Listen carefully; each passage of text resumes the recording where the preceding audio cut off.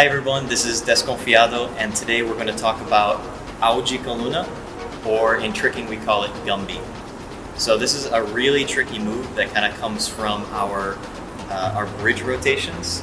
So I'm going to go into how we use it in Capoeira, how you can step your way up to learning this move, and how to change it depending on exactly what you want to do. If you want to use it in a roda, if you want to use it to say, get momentum for a flip, there's slight changes we can make. In addition to that, we'll go over some common mistakes to make sure that you can do this the best that you can.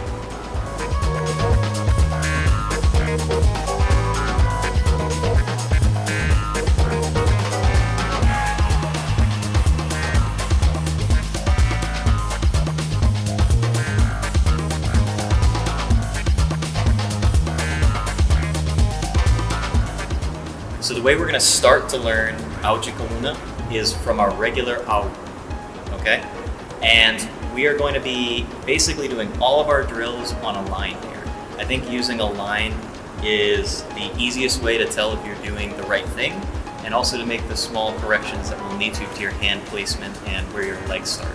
So for the first drill, you're going to do your regular Au on a line, just to get used to it. So we're going to start with both feet on the line, reach out, put our hands on the line, and land with our feet back on the line again. Once you're comfortable with that, we're going to try to reach across our body with the first hand. That's going to already start to turn our chest a little bit into that shape of the Au de Coluna. Everything else you're going to leave the same, but you're going to really focus on getting that first hand across to the other side of the line. Notice how I turn my hand also so that my fingers are pointing perpendicular to my direction of travel. If you want to think about it differently, I'm also pointing my thumb in the direction that I'm moving.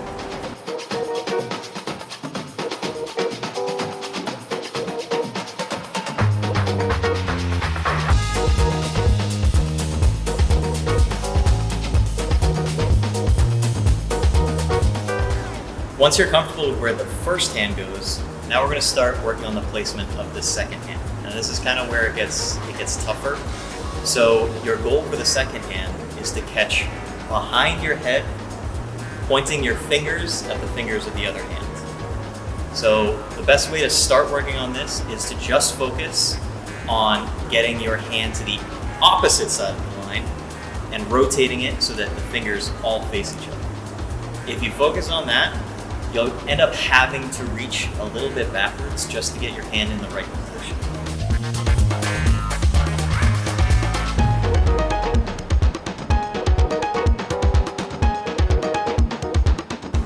The last part of this movement is your legs.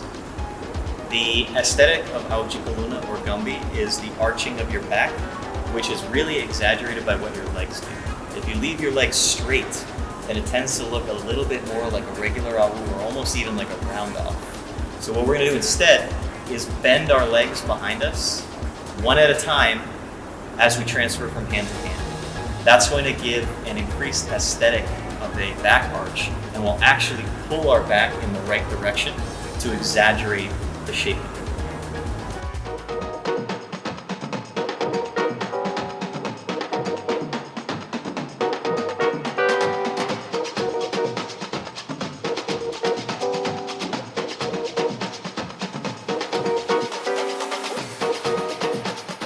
So now we're going to talk about the two most common problems that people have with Au de Coluna. The first is rushing to get their second hand to the ground. If you notice that you're exiting the move more like a regular Au, then that means your hand is probably cutting out in front of your face. And usually the reason is that you're just not comfortable being on one hand for that long. So I have a very simple drill that I use to help my students get comfortable with this, which is just a broken Au or a broken cartwheel.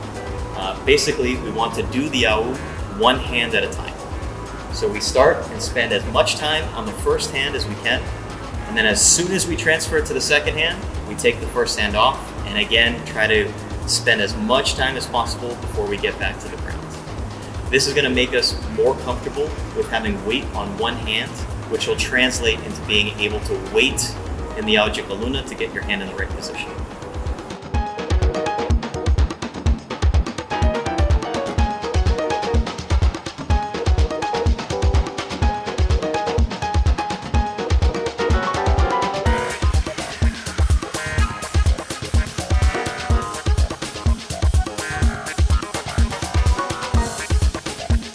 The second most common problem is not being comfortable with the blind catch of the second arm. The more behind your head that arm is, the better the move is going to be. And a drill that you can use to work on this is to lock that arm in the final position before you even start the movement and hold it there all the way till it reaches the ground. So we put our arm up behind our head, then goes through the same exact steps that I talked about before, and that will lead to the catch being right where we want it to be.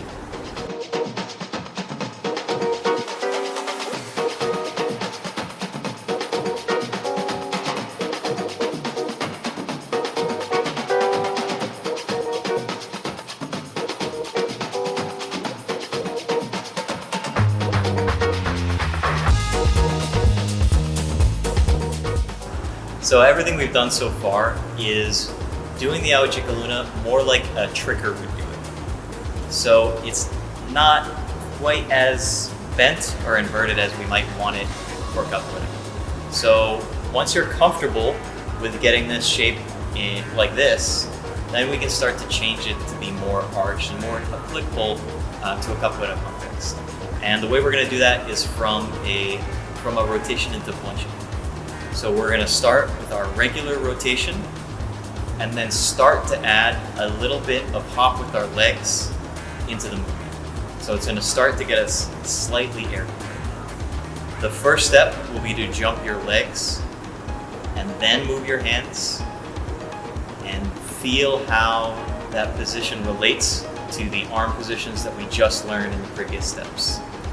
Once you're comfortable with that, then you're going to want to try to get just high enough that you can get your hand down before your leg hits the ground. The important part of all of these drills is to focus on making it as similar to the rotation into ponche as you can.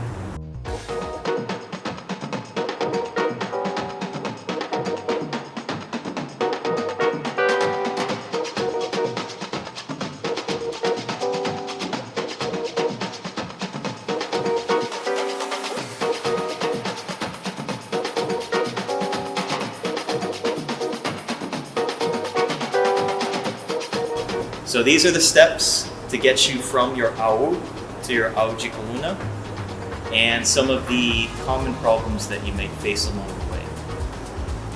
If you have any problems as you're learning this movement, feel free to leave a comment or send me a message, and I'm more than happy to help you. So I hope with this video you're a little closer to your Au de Coluna.